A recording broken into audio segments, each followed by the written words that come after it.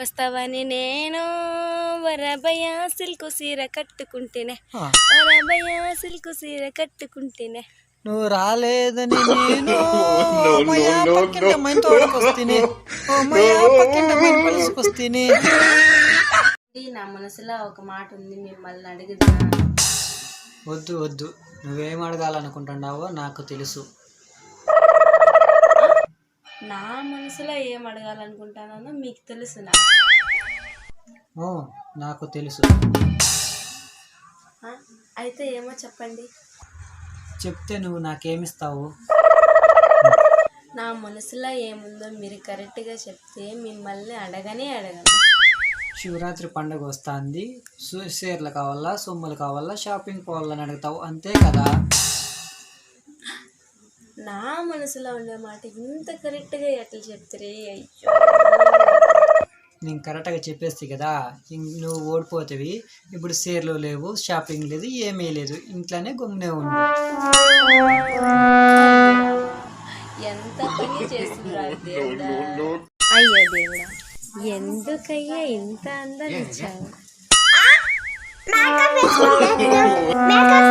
Mummy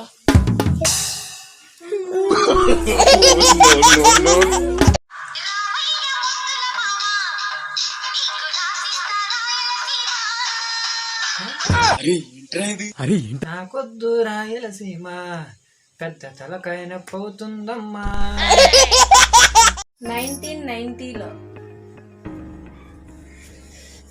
అబ్బబ్బా, ఈ ఎండలు మండిపోతాండాయి, పొయ్యే గీతలేదు. ఇదిగోండి, తాగండి. ఏమది? జ్యూసు. ఈ ఎండకు అదన్నా చల్లగా ఉంటుంది కడుపులో, నిజంగా తాగాలి. 2023లో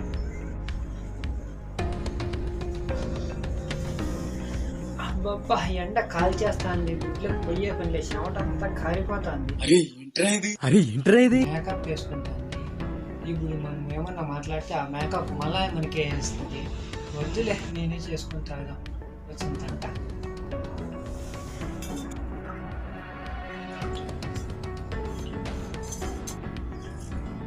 తాగేది వద్దు, నువ్వు మాట్లాడదాం, మళ్ళీ తాగేస్తేవా అని గలాటుకు వచ్చేస్తుంది. అశ్విని, జ్యూస్ తాగుతావా? అనుకుంటే అది కూడా తాగేసి అతనింతగా ప్రేమ పంచిన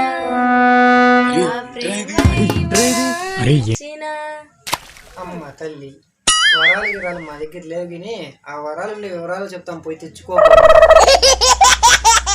నిన్ను చూడక నేనుండగలను, నిన్ను చూస్తే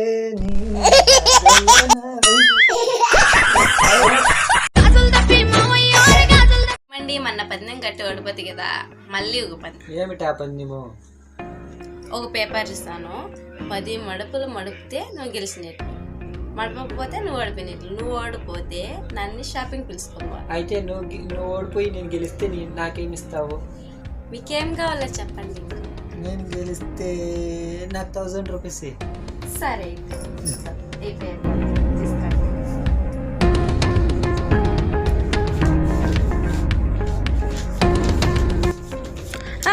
అట్లా కాదు.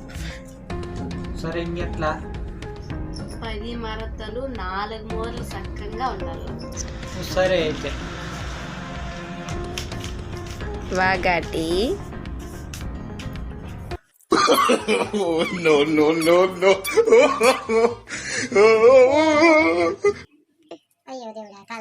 షాపింగ్ చాలా ఖర్చు వస్తుంది. హాయ్